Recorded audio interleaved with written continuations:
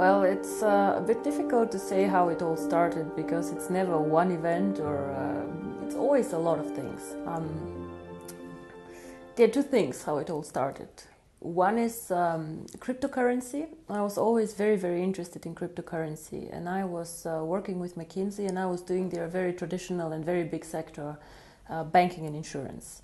So Bitcoin somehow popped up and we were discussing it. And if I'm very honest, I did not believe in cryptocurrency. I did not believe in all this concept of digital currency, anonymous transactions and so on. But I still was following Bitcoin. And it got more and more successful and it got more and more interesting. So in 2013, beginning of 2014, I was thinking about cryptocurrency.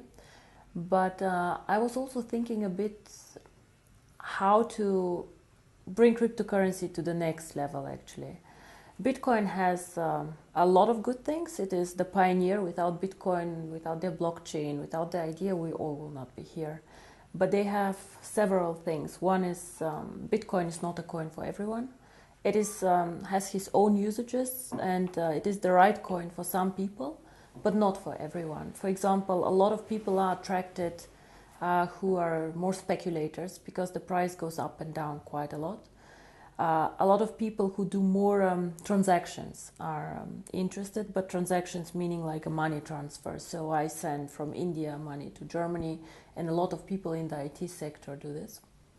And the third, I would say, big party who is interested in this was people who are interested for reasons in anonymous transactions.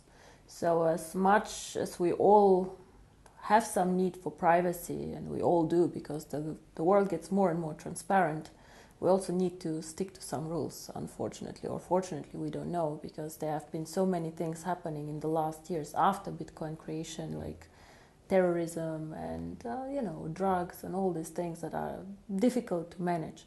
One of the very successful things that Bitcoin was involved in was this Silk Road merchant platform like eBay, but where you could buy things that you cannot buy legally. It was closed and eventually. So Bitcoin had very, very interesting ideas, but it was not a mass market cryptocurrency. And I thought if you simplify cryptocurrency so that everybody understands it, it could actually become something like Facebook, something like Uber. Uber is also a very interesting company, which is controversial.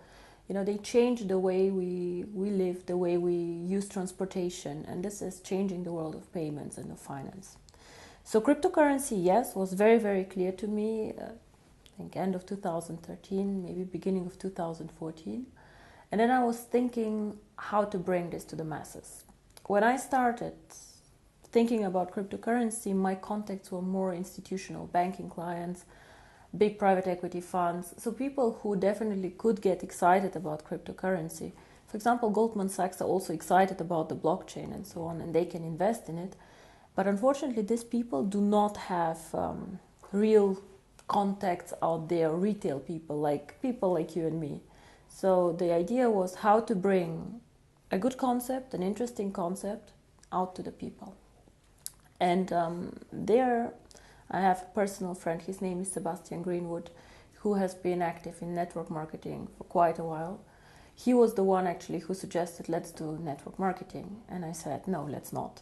Because exactly when we wanted to start this company, another company, which was quite big, had went bankrupt and a lot of people had lost money, and it was all over the press, the internet, and it was just a lot of bad vibes in the industry. So when we started, and he convinced me that network marketing might be exactly the right thing, so we said, let's do network marketing, but let's not sell the cryptocurrency, let's do an education package. There's definitely a lot of need for education, especially also in developing markets on finance, personal finance, and a lot of people who want to be successful but somehow still do not know why and how to do this. So what we did is we created the education packages and we attached to them the free mining rights. And we said, okay, if you do the education package, if you're interested in cryptocurrency, do it. Even today, not all of our people mine the coin. Some of them just do the education package. And this is actually how it all started. But when it all started, I remember one of our first events was in Finland, because people got very excited about this actually. I don't know how often I had to explain what is cryptocurrency, what is Bitcoin. And this was actually how it all started, end of 2014. I would say 2015 was the year where we all learned about what is cryptocurrency, what is mining, how does it actually work, so really the basics. 2016 got a bit more sophisticated, a new blockchain, new technology, and now 2017 and 2018, the next two very, very big steps are coming up, the merchants and the coin going public.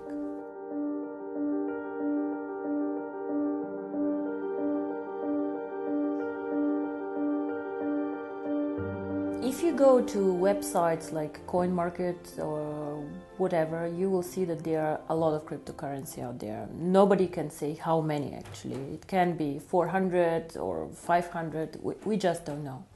So in my opinion, however, there are maybe 3 or 4 really big ones who are trying to be big, who are trying to find a niche and who are trying to do some work. Bitcoin for sure is one of the big ones. It is the most liquid cryptocurrency out there. Most people who speak about cryptocurrency trade this coin or do things with this coin. Still, the transaction value is very, very low. So if you look at it, it's probably 3 to 4% of the coins who get transacted per day. And a lot of these transactions are internal transactions. It means I put from my account to another of mine account, just for safety reasons, coins. We have Litecoin. Litecoin is a big coin. It is probably the number 2 out there, but nobody actually uses it, even not in transactions.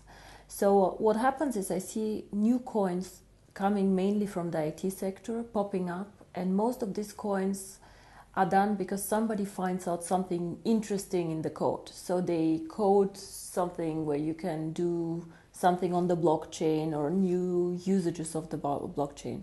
Ethereum, for example, it's actually not a real cryptocurrency. What they try to do is they try to provide a blockchain where other people can use. So I think there's still no coin out there which is targeting the mass market. And I believe this is the case because the community of cryptocurrency is a bit arrogant. Yeah? So they are for sure very knowledgeable people, very smart guys, most of them with very heavy IT background.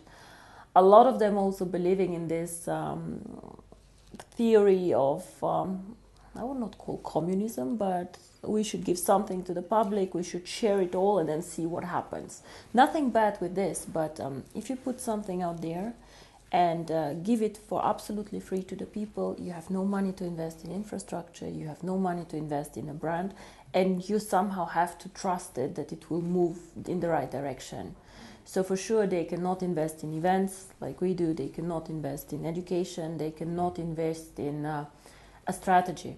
So I think what is unique about OneCoin.1 is we target the mass market. So we try to make the cryptocurrency as simple as we can, we try to link it to education, and we try just to be accessible for everyone.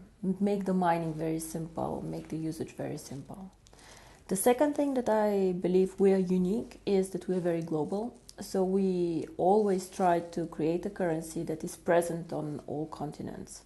It is not an easy task because sometimes it is much easier to be on one continent. For example, Europe, where people are very sophisticated, where they understand this, or China, where people also like a lot of digital currencies. But still, we believed from the beginning, if we want to be the future of payments, if we want to do transactions, we have to be also in Africa, we have to be in India, we have to be in Latin America. So this is very, very important for us. And the third thing that I believe is very, very important is we are one of the few cryptocurrencies that focus on usage. And I don't mean usage of the blockchain like others, like Ethereum, but I mean usage by people. Because cryptocurrency itself has no real value. It is just an algorithm, it is just a digital number that you have. Unless you put something behind. Something can be a brand, but something can be also the usability. What we want to do with OneCoin is we would like to be the first choice for merchants. We want to create something like PayPal, saying it very, very simply, but in the cryptocurrency world. And we all know how simple PayPal goes. You just press a button and you send from A to B money. For the merchant, it's quite expensive, but it's very simple. You know, you join a big network and you just can take money in from all over the world. I can send money to Australia today if I decide to, and it's very, very simple. So for us, this is also why we did the changes on the blockchain. We decided to make it a very fast blockchain, so it runs every minute. In average, this means that every 30 seconds your transaction gets approved, because you do not, you join like within the block running, and it is as fast as Visa and MasterCard do transactions. I believe that this is also something very, very unique. I have not seen any cryptocurrency focusing the strategy on merchants. Most of them are speculator currencies, and whenever you have high volatility, it means the price going up and down very, very quickly and fast. It is bad for you as a merchant. Why? Because you want to take the money that you want. You want to sell a service for €100. So you would like tomorrow to have the €100 too, and not to have €90, 110. Of course, you're happy if you have the 110, but it can go both ways. So as a merchant, you want to be sure you will receive what you advertised as a price, and this happens only if the cryptocurrency does not move too fast and too much.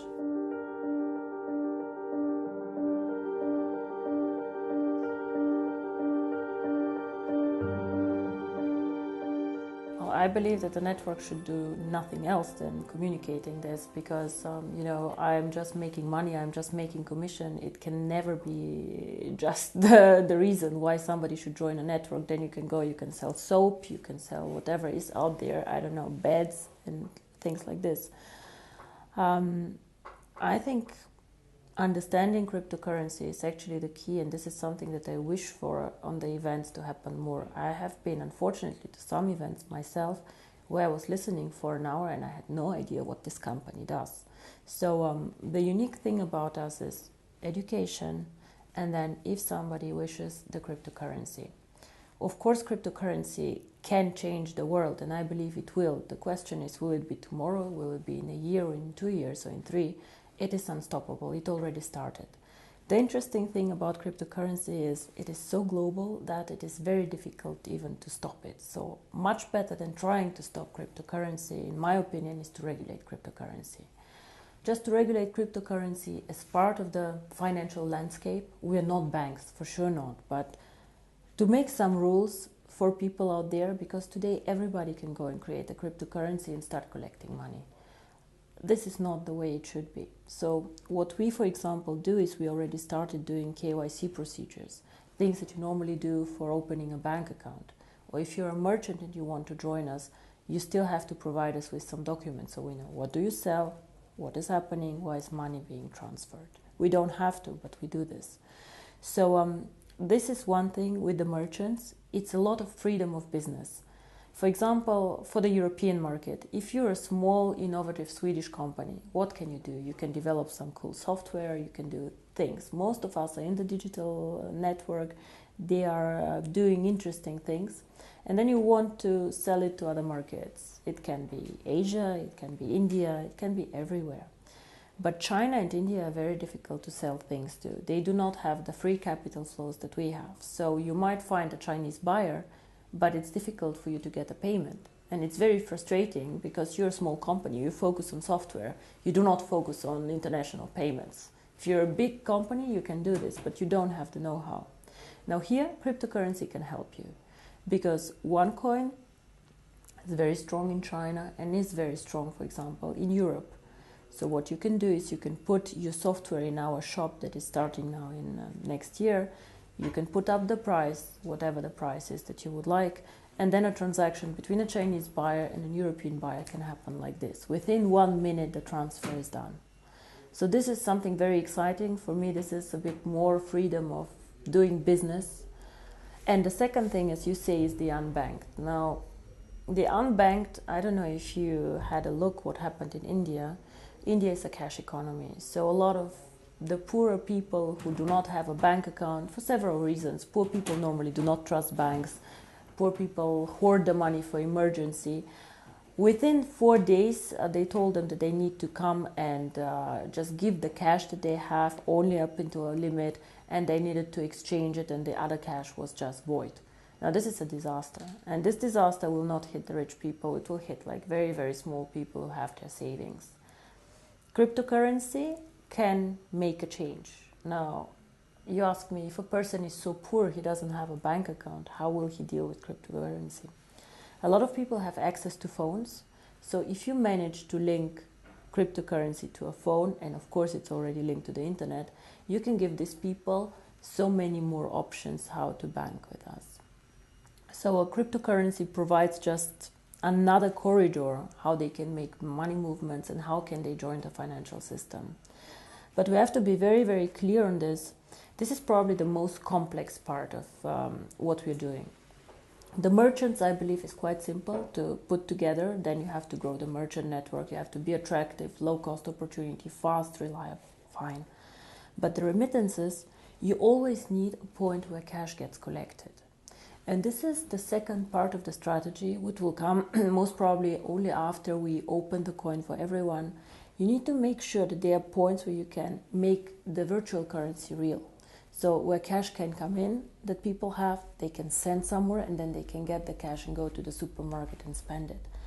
It can work, for example, if you get several partners to join. It can be a phone company because you go and pay your phone bill, or you can just charge on your phone bill the cryptocurrency and back.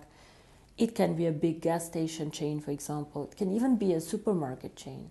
Like if it's a big chain, they can take cash in for you, they can give cash out. For example, in Germany, a lot of supermarkets started giving cash out with your card. So the same can be done for cryptocurrency.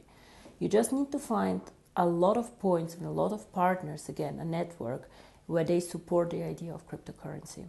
And to be honest, I believe that this will happen because banks currently have a monopoly on many things, and they do not treat some of their clients in a good way. So I believe that the second system, a financial system, will be created and somehow will happen. How fast, I cannot tell you, but there's always this tipping point theory. Things start, grow, at one point of time, they just reach a point where it just gets inevitable and just like goes out.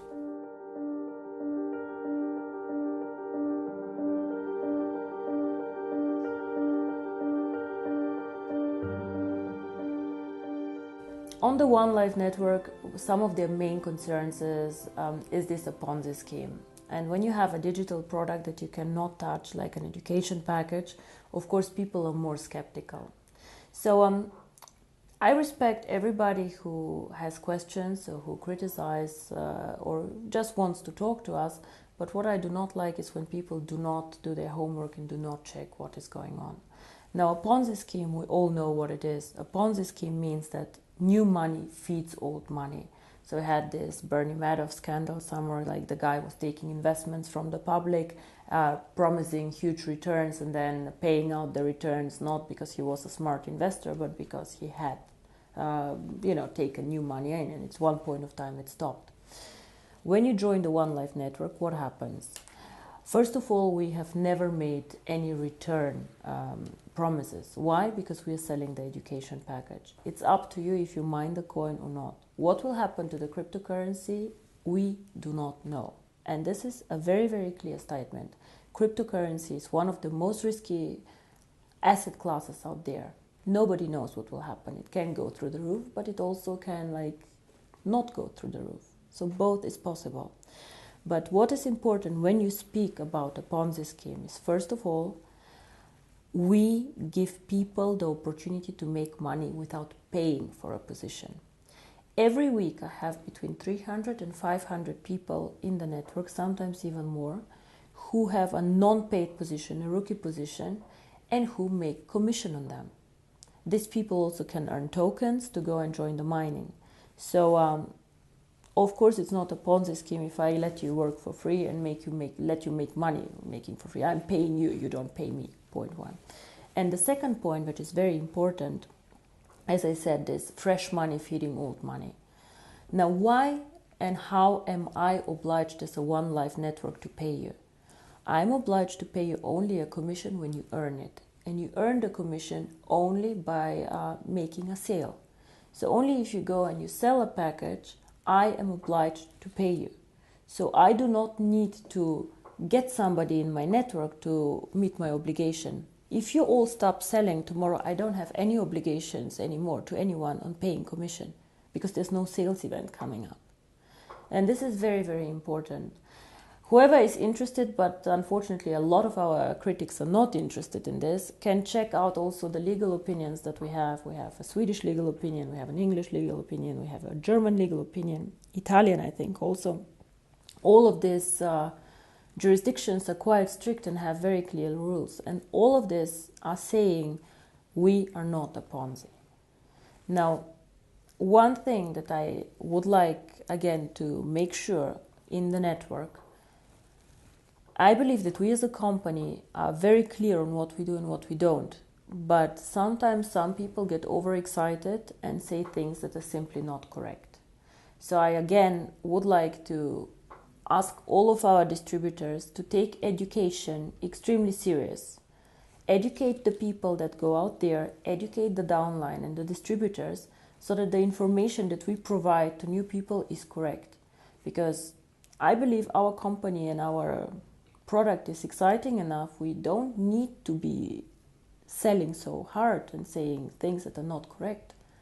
If you present the project in the right way, and if you present the stages that we go through, if your people are encouraged to go through the education, it is much easier for all of us, because we then understand OneCoin as a cryptocurrency needs to go through stages. It is for sure not get rich in 90 days thing, and I really do not want people to market this like this. Sometimes, all this, how we're portrayed by the media, is our own fault. A lot of things that the media write is distributor X said that, and even if distributor X said something wrong, I cannot attack this and I cannot get a lawyer to go against this because he really said this. And this is very frustrating also for us as a company. So again, guys, try and get the right information, educate your downlines, and just make sure that we do the right things out there.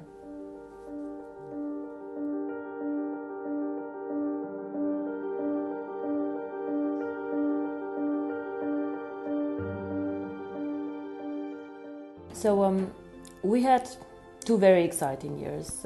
We were growing very fast. We were doing very, very good things. We did some adjustments too as a company on the blockchain, things that we just did not know before when we started. For example, the blockchain and the merchants. Now, the best, I think, is yet to come, and the most exciting part is coming now, because now we have to move from just mining the coin into usability of the coin. And the first thing how you can use the coin is moving on with the merchants. 2017, January, February, we launched our own merchant platform. So what does this mean? As a merchant, you can join the platform for free, and you can sell your services or your products, whatever you have. You can sell it in this platform. You have access to over 12 million people there, because we have about 3 million paid accounts and about 9 million free accounts in the system. So this is a lot of people. And the good thing about these people is the paid accounts, these are people who have for sure money and who are interested in buying things online. So you can join as a merchant for free. And for example, I don't know, if you have a flower shop, you can say, okay, this is a voucher for my flower shop. It is worth €100. You can come any day and join me. Groupon, for example, does things like this. However, they force the merchant to do a 50% discount on whatever they sell so that they are attractive. And the fees that the merchant pays are very high. So in the end of the day, they're only 20% maybe staying with the merchant. What we want to do is, if you're a merchant, you get access to our client base. You can offer your services, you can offer your products. However, we want you to take 25% of whatever the price is in coins. Of course, a lot of our network will get excited. Some of them have small businesses. Some of them already are exciting merchants about this. So these people can join the network of stores, the network of people, and so on. So We will also incentivize the members to bring in merchants. The liquidity of the coin currently is still low.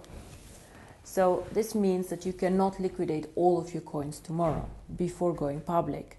This is why we will give the merchants the option to take up to 75% of the price in cash. If you're a merchant, if you want 100% in coins, you can. Yeah, but if you just want 25% in coins, you also can. However, what we will do as a company, we will pay a BV value on the cash payments. Why do we do this? Because first of all, the more good merchants we get, the better for the coin value.